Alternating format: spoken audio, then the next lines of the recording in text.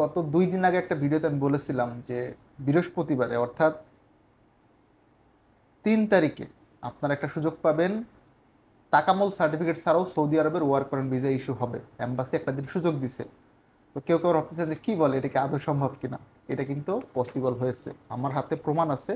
আলহামদুলিল্লাহ, তাকামল সার্টিফিকেট ছাড়াও visa issue হয়েছে। এটা আমাদের রিয়াজুল ভাইয়ের ভিসা। আমি কোম্পানির নাম, ভিসাটা চেক করে দেখানো এবং আদার যতগুলো পয়েন্ট আছে সবগুলোই ক্রিস্টাল ক্লিয়ার করবো। ইভেন তাকামলের পরবর্তী যতটুকু আপডেট আছে আপনাদের বলার চেষ্টা করব।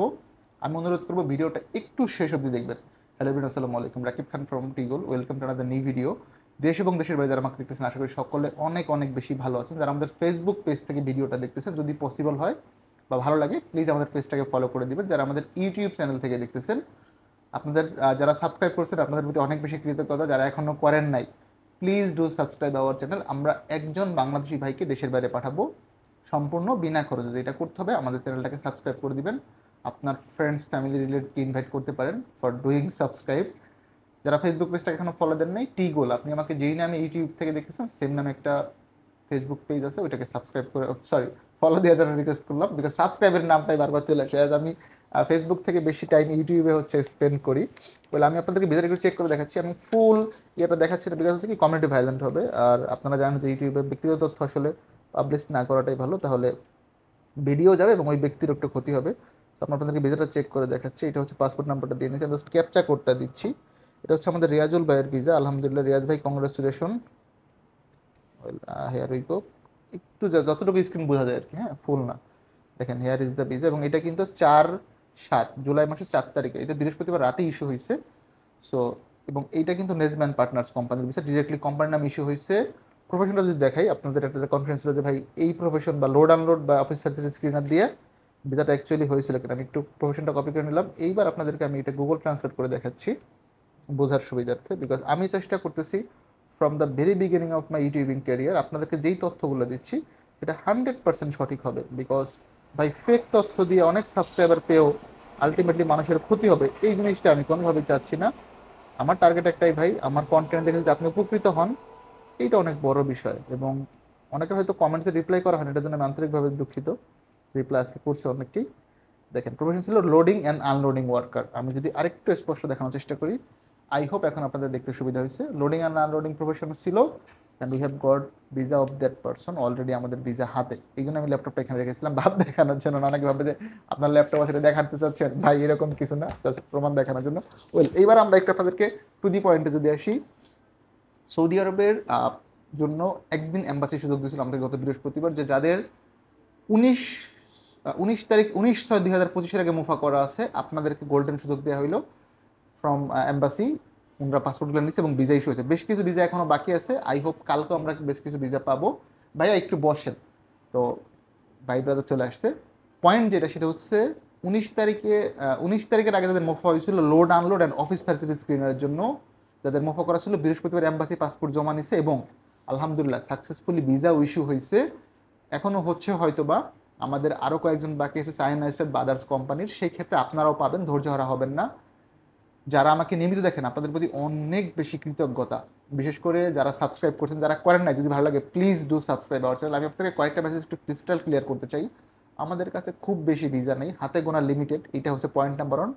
আমি ব্যক্তিগতভাবে ফায়াজ মিশনের পক্ষ থেকে আমরা কখনো সাপ্লাই কোম্পানি নিয়ে কাজ করি না। ডেলিগেট করতে কি ইন্টারভিউ দিয়ে অ্যাকচুয়ালি ভিসা হয়, এটাও উনিও ইন্টারভিউ দিয়েছিল। ইন্টারভিউ দিয়ে পাশ করলে হয় কি, আপনাকে যেই কাজটা আমি বললাম আপনি দেশের বাড়ি গিয়ে সেম কাজটাই পাবেন। এখন আপনাকে বলে দিলাম ভাই 1500 রিয়াল বেতন, আপনি সৌদি আরবে যাওয়ার পর দেখলেন যে না, আসলে এইরকম কোনো বেতন এক্সিস্ট করে না। আপনি একটা ভিলাতে আছেন, 2 মাস 3 মাস কামান নাই, কাজ নেই, বেতন নাই। এখন ভাই 1500 রিয়াল বেতন আপনি কী করবেন যে বেতন না পান? বেটার 800 রিয়াল বেতন হোক, আপনি প্রত্যেক মাসের বেতন ওই মাসে পেয়ে যাচ্ছেন, বা পরবর্তী মাসের 5 তারিখের মধ্যে আপনার বৈধ ইকামা আছে, আপনি বুক ফুলে ঘুরে বেড়াচ্ছেন, কাজ করতেছেন। আপনি ইলিগ্যাল হয়ে গেলে অনেক টাকা স্যালারি দিয়ে কী করবেন বলেন? ম্যাক্সিমাম লোক এসে আমাদের কাছে যেটা খোঁজে, ভাই রেস্টুরেন্ট ভিসা আছে, হোটেল ভিসা আছে। দেখেন, ওইটার জন্য আপনাকে ওই পরিমাণ কোয়ালিফাইড হইতে হবে। সংশ্লিষ্ট বিষয় যদি আপনার যোগ্যতা না থাকে, তাহলে আপনাকে কি ভিসা দিবে? দেশের বাইরে অনেকেই মনে করেন যে যাইতে পারলেই টাকা, বিষয়টা এরকম না। দেখেন, বাইরে টাকা আছে, কিন্তু সেই অবস্থানে আপনার যেতে হবে। হেল্পারে যারা কাজ করেন তারা কিন্তু পরিশ্রম করেন, সেই তুলনায় টেকনিক্যাল একজন স্কিল ওয়ার্কার অনেক বেশি ইনকাম করেন। আমি আপনাদেরকে পরামর্শ দেবো বা রিকোয়েস্ট করবো ভাই হিসেবে, আপনার আমার মাধ্যমে যাওয়ার দরকার নেই। আলহামদুলিল্লাহ, আমার জন্য দোয়া করেন। আমার ভিডিও দেখলে যদি আপনি একটা পয়েন্ট শিখতে পারেন, সেটা আমার জন্য অনেক বড় প্রাপ্তি। আপনার পরিচিত যে এজেন্ট আছে বা পরিচিত এজেন্সি আছে বা আপনার বাড়ির পাশে বা আপনার এলাকায় যে পাঠায় বিদেশে, যাকে আপনি গিয়ে আপনি ধরতে পারবেন যদি টাকা পয়সা নিয়ে ছয় নয় করে, আপনি তার মাধ্যমে জমা দেন, আলহামদুলিল্লাহ। But go for a direct company, ভালো একটা কোম্পানিতে যান, ডেলিগেট করতে কি ইন্টারভিউ দেন, যেখানে ভিসাগুলো কোম্পানির নামে হচ্ছে বা আপনি কোম্পানি সম্পর্কে জানেন বা যেই ব্যক্তির মাধ্যমে যাচ্ছেন ওনাকে আপনারা ভালোভাবে চিনেন, ওনার ব্যাকগ্রাউন্ডটা বা ব্যাকলগটা চেক দেন। উনি যদি লোক পাঠানোর পরে লোকজন গিয়ে ভালো থাকে, ভালো ফিডব্যাক পান, দেন যান। আমি ব্যক্তিগতভাবে আমার সারা মাসে ধরেন 3 থেকে 4 জন লোক যায়, এর বেশি পাঠানো মনে হয় না আমার পক্ষে সম্ভব হয়, কিন্তু এরা গিয়ে ভালো থাকে। এখন এইটার থেকে বড় কোনো প্রাপ্তি আছে বলে আমার মনে হয় না। যখন একটা লোক গিয়ে বলে রাকিব ভাই ভালো আছি, আলহামদুলিল্লাহ। লাইক মাহমুদুল হাসান নামে এক ভাই আছে আমার, সৌদি আরবে গেছে। উনি যখন ফ্লাইট দেয় উনি আমার থেকে উনি 20,000 বা 30,000 টাকা আরও বেশি হয়তো বা এরকম একটা অ্যামাউন্ট আমার কাছে পাইতাম। উনি এসে আমাকে খুব ভালোবাসতো, রংপুর থেকে বলছে স্যার আমার কাছে টাকা নেই, আমাকে পাঠাই দেন, আমি আপনাকে গিয়ে টাকা দিব। আমি ওনাকে ট্রাস্ট করছি এবং আলহামদুলিল্লাহ উনি আমাকে 2 দিন আগে টাকা দিয়ে গেছে, ওনার ছোটো ভাই এসে। ইভেন ওনার ছোটো ভাইয়ের পাসপোর্টও সাবমিট করে গেছে। আবার এমনও ভদ্রলোক আছে, মালয়েশিয়াতে কয়েকজনকে পাঠাইছি, এরা বলছে টাকা যায় দিবে, এরা ফোন ধরে না। তো ভালো খারাপ মিলেই থাকে। এখন কিছু মানুষের জন্য ট্রাস্ট নষ্ট হয়, কিছু মানুষের জন্য ট্রাস্ট থেকে যায়। আমি চেষ্টা করতেছি আপনাদেরকে অ্যাজ এ ভাই যতটুকু পারি হেল্প করতে। আমি এখন পড়াশোনা করতেছি, হয়তো আমি সারা জীবন এই সেক্টরে থাকবো না, এটা সত্যি কথা ভাই। এটা শুনতে খারাপ লাগলেও আসলে ট্রু। লাইক আমার পড়াশোনা শেষ হলে আমি হয়তো শিফট করবো অন্য কোনো প্রফেশনে, বাট যতদিন আসি বা যতদিন আপনাদের নিয়ে কাজ করতে চেষ্টা করব, আমার সজ্ঞানে সুস্থ মস্তিষ্কে আপনার যেন আমাকে দিয়ে এক ফোঁটা ক্ষতি হয়ে না যায়। আমি বিশ্বাস করি যে ভাই ঠকে আসলে জেতা যায়, বাট ঠকিয়ে আসা ভালো না।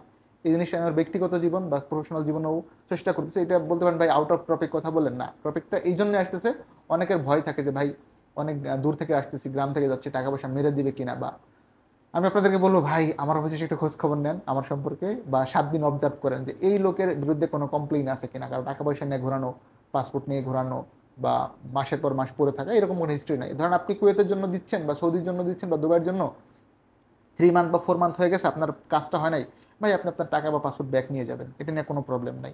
ইভেন আমরা পেমেন্টের ইস্যুতে আসি না ততক্ষণ অবধি যতক্ষণ আমাদের মোফা হয়। সৌদির ক্ষেত্রে, মালদ্বীপের ক্ষেত্রে আমরা সাবমিট না করলে কোনো পেমেন্ট নেই না, কুয়েতের ক্ষেত্রে সাবমিট না হলে টাকা পয়সা নেই না, বিকজ আপনার টাকা নিয়ে আলটিমেটলি লাভ, এটা এক ধরনের দায়বদ্ধতা। আপনার কাজ না হলে টাকা ফেরত দিতে হবে। কারো টাকা মেরে খাওয়ার কোনো সুযোগ আছে বলে আমি ব্যক্তিগতভাবে মনে করি না, বিবেকের কাছ থেকেও না। আমি একজন আইনি স্টুডেন্ট, সেইখান থেকে আমি মনে করি যে কারো টাকা কেউ মেরে খাওয়া উচিত না, বা এটা কোনোদিন করবেন না। আপনিও আপনার জীবনে এই জিনিসটা করবেন না, because today tomorrow, day after tomorrow, প্রকৃতির নিয়মে হোক আইনের দিক থেকে হোক আপনি এটার ফিডব্যাকটা পেয়ে যাবেন। সুতরাং ব্যক্তিগত জীবনে সৎ থাকাটা খুবই জরুরি। আউট অফ দ্য টপিক একটা কথা বলছি, এটার জন্য আমি আন্তরিকভাবে দুঃখিত। সৌদি আরবে যাদের পাসপোর্ট জমা ছিল আপনারা একটু ওয়েট করেন, আগামীকাল পরশু 2 দিন, কালকে বন্ধ যদি অফিস, আমাদের অফিসে বন্ধ থাকবে, সোমবার থেকে মোটামুটি হয়তো আপনারা পাওয়া স্টার্ট করবেন। 19 তারিখ যাদের পাসপোর্ট সাবমিট হয়েছে আপনারা আশার আলো দেখতে পারেন, টাকামূল সার্টিফিকেট ছাড়াই ভিসা ইস্যু হয়েছে এবং ইনশাল্লাহ আপনারা পাবেন। রিয়াজ ভাই আপনাকে এগেইন কংগ্রাচুলেশন।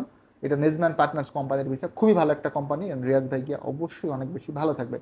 আমার জন্য দোয়া রাখবেন, আপনাদের জন্য অনেক বেশি দোয়া এবং ভালোবাসা। ভালো থাকবেন, আল্লাহ হাফেজ, সালামু আলাইকুম।